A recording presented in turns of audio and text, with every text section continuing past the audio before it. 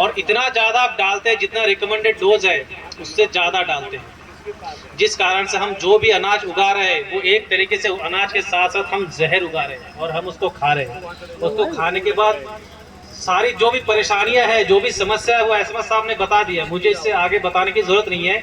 लेकिन अब जो सरकार चाहती है कि हमारा जो किसान है वो धीरे धीरे, यूरिया का बोतल है, किसान अभी भी ये समझते हैं कि एक 50 किलो की यूरिया की बोरी एक बोतल कैसे काम कर रहेगा उसके बराबर, ठीक है ना।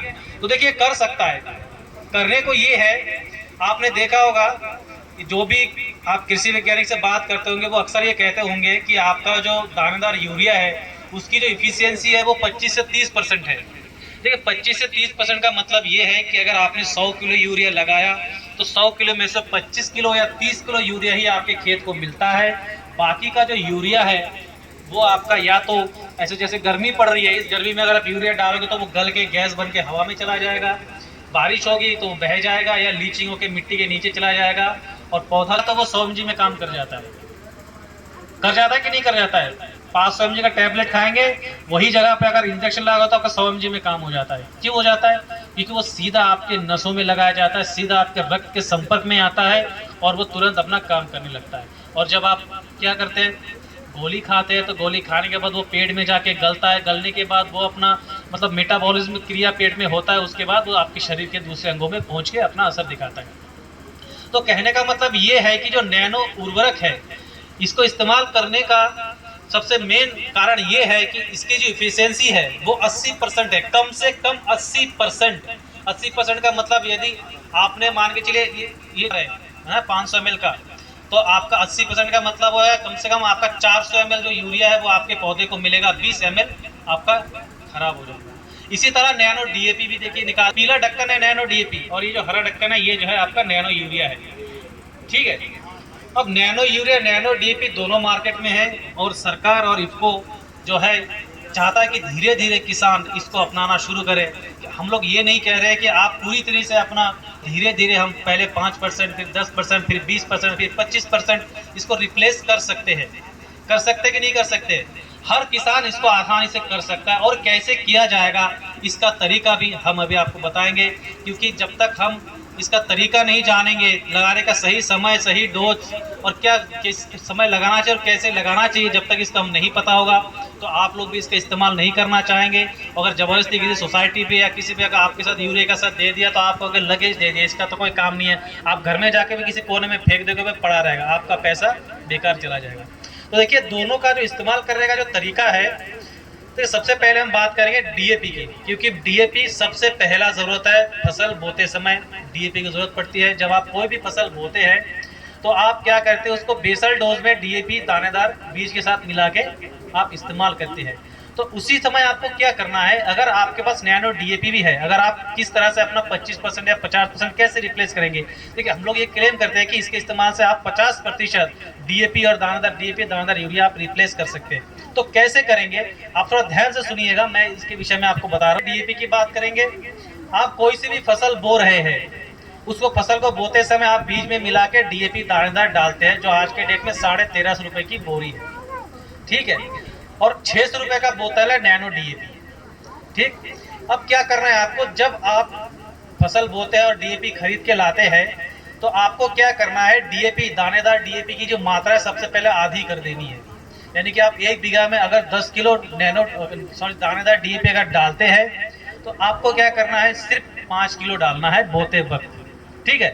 आपने 5 किलो बो डाला और आपको क्या करना है, जो आपका बीज है, गेहूं हो गया, मक्का हो गया, उसके बाद जो भी दाने वाली बीज है जो आप सीधा बोते हैं, उस बीज को आपको क्या करना है, इससे शोधन करना है। नैनो डीएपी से आपको बीज शोधन करना है। कैसे करेंगे आप, इसका जो डोज होता है बीज शोधन का, 1 किलो बीज में 5 ml नैनो डीएपी, ठीक है। अगर आपका 50 किलो बीज है तो आपका 250 ml नैनो डीएपी। आप क्या करेंगे, 250 ml नैनो डीएपी को 50 किलो बीज में हल्का सा पानी छिड़क के और 250 ग्राम ये बीज छिड़क के आप अच्छे से मिला लो, अच्छी तरीके से ऐसे करके मिला के जब वो मिल जाए अच्छे से तो आप उसको छाए में, इस तरह के छाए में थोड़ी देर के लिए फैला दीजिए। फैला देंगे तो आधे घंटे के अंदर आपका जो बीज है वो सूख जाएगा। उसमें जो पानी है वो पानी सूख के उड़ जाएगा, और जो इसमें जो डीएपी यानी कि फॉस्फोरस जो इसमें पड़ा हुआ है वो फॉस्फोरस आपके बीज के अंदर चला जाएगा, बीज उसको चूस लेगा। ठीक है। अब देखिए बोते समय आपने 5 किलो नैनो आपने दानेदार डीएपी कम कर दी, और आपने उसकी थोड़ी सी मात्रा जो है आपने नैनो डीएपी का इस्तेमाल कर दिया, और आपने बीज बो दिया। और जब बीज बो देते हैं तो आपका बीज जल्दी अंकुरित हो जाएगा, और जब अंकुरित होने के बाद 15 से 20 दिन बाद जब आपके 2-3 कल्ले निकल आएंगे आपके उसमें, और पत्तों की संख्या जो बढ़ जाएगा, लगभग 15 से 25 दिन के बीच में आपको क्या करना, बाकी जो बचा डीएपी है उसका आपको स्प्रे करना है। देखिए आपने 50 आधा डीएपी वहां बचा दिया, और 250 ml डीएपी आपने इसमें से 250 ml डीएपी आपने 250 ml इसमें बचा हुआ है।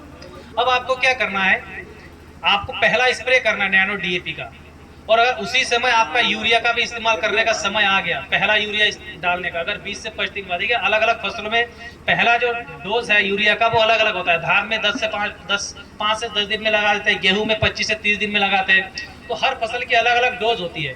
तो पहली जब यूरिया की डोज का समय आता है तो आपको उस समय क्या करना है, यूरिया भी आपको आधी मात्रा करनी है, क्योंकि आपके पास नैनो यूरिया भी रखा हुआ है। क्योंकि आप जब नैनो यूरिया इस्तेमाल कर रहे हैं तो आपको आधी मात्रा भी यूरिया बचानी है, और आधा जो खर्चा है वो भी आपको बचाना है। अगर आप नहीं बचा सके तो कोई फायदा नहीं है हमारे यहाँ पे बोलने का, तो कोई फायदा नहीं है आपके यूरिया दानेदार और नैनो यूरिया खरीदने का, वो आपका खर्चे को और बढ़ा देगा। तो आप ध्यान रखिए 20-25 दिन बाद जब भी आप पहली यूरिया की डोज लगाते हैं तो उस समय आपको क्या करना है, जब आप यूरिया दानेदार पहली डोज लगाएंगे तो आपको उस समय भी दानेदार यूरिया की मात्रा आधी करनी है। अगर आपने 10 किलो यूरिया पर बीघा लगाते हैं तो आपने सिर्फ 5 किलो बीघा यूरिया लगाना है, और उसी समय आपको क्या करना है, इस डीएपी के साथ 5 ml डीएपी के साथ डीएपी के साथ मिला के लगा दिया, और आधी मात्रा दानेदार यूरिया आपने लगाया। अब आपको क्या करना है, पहले खाद के साथ आप लोग जाइम भी डालते हो, है ना, जाइम डालता है लोग, जिंक डालते हैं। हालांकि जिंक जो है वो भी आपके जब आप बीज बोते हैं, आप फसल बोते हैं उसी समय आपको जिंक भी डाल देना चाहिए। तो क्या होता है, किसान पहले यूरिया के साथ जाइम वगैरह डालते हैं, तो देखिए हमारा सागरिका आता है जाइम 450 रुपये का आता है 10 किलो का। जिस किसानों ने लगाया होगा उन्होंने देखा होगा बहुत बढ़िया इसका रिस्पॉन्स होता है। आप पहले यूरिया के साथ दानेदार जाइम इसको लगा दीजिए, दानेदार जाइम। वो हमारा स्टॉल लगा है, वहाँ पे देखो बैग रखा हुआ है, नैनो वो सागरिका नैनो बोतल देखो रखा हुआ है। ठीक है, आपने क्या किया, जैसे आपने सागरिका पहले यूरिया के साथ आपने लगा दिया तो क्या हुआ, आपके कल्लों की संख्या बढ़ा देगा। सागरिका क्या करे, आपके कल्लों की संख्या बढ़ा देगा, पौधे का जो ताकत है वो बढ़ा देगा। और जब कल्ले का संख्या बढ़ेगा तो जाहिर सी बात है आपके पत्तों की संख्या भी बढ़ जाएगा, आपका खेत है पूरी तरह से भर जाएगा। ठीक है, अब यूरिया आपने एक स्प्रे कर दिया, 25 दिन बाद फिर से आपको अब दानेदार यूरिया नहीं लगानी, पूरे फसल में आपको दानेदार यूरिया नहीं लगानी। अब आपको क्या करना, यूरिया की जब भी जरूरत पड़ेगी तो आपको नैनो यूरिया लगानी है। जब पहला यूरिया का स्प्रे आपने 20 से 25 दिन में कर दिया डीएपी के साथ मिला के, और दानेदार यूरिया आपने आधी मात्रा इस्तेमाल की, साथ में आपने सागरिका दानेदार इस्तेमाल किया। अब 20 से 25 दिन बाद फिर जब आपको यूरिया की जरूरत पड़ेगी, जब आपको लगे कि अब आपके खेत में नाइट्रोजन की कमी हो रही है, यूरिया चाहिए, तो आपको फिर से 5 ml प्रति लीटर पानी के हिसाब से आप नैनो यूरिया का इस्तेमाल करेंगे। और उसके बाद अगर चाहते हो कि आपका पौधा जो है और हरा हो जाए और बढ़िया से दिखे और पौधे मतलब ताकतवर हो, तो आपको ये सागरिका जो दानेदार मैंने डलवाया था उसी का लिक्विड है ये, वो आधा लीटर यानी एक आधा लीटर आपको पड़ेगा 250 रुपये एक सागरिका का, और आप आधा लीटर का इसके साथ मिला के आप स्प्रे कर दीजिए। ठीक है, देखिए दानेदार यूरिया की एक कमी है, और नैनो यूरिया की उसी में नैनो यूरिया की एक खासियत ये है। देखिए दानेदार यूरिया जब आप डालते हैं ना, तो डालने के साथ साथ क्या होता है, आपके मिट्टी में केमिकल रिएक्शन होता है और पौधा फटाफट उस नाइट्रोजन को ले लेता है, और पौधा 4-5 दिन में पौधा बिल्कुल काला हो जाता है। उसके बाद क्या होता है, 10 दिन बाद आपके खेत में ऑटोमेटिकली आपको लगने लगता है कि अब फिर से यूरिया डालनी पड़ेगी।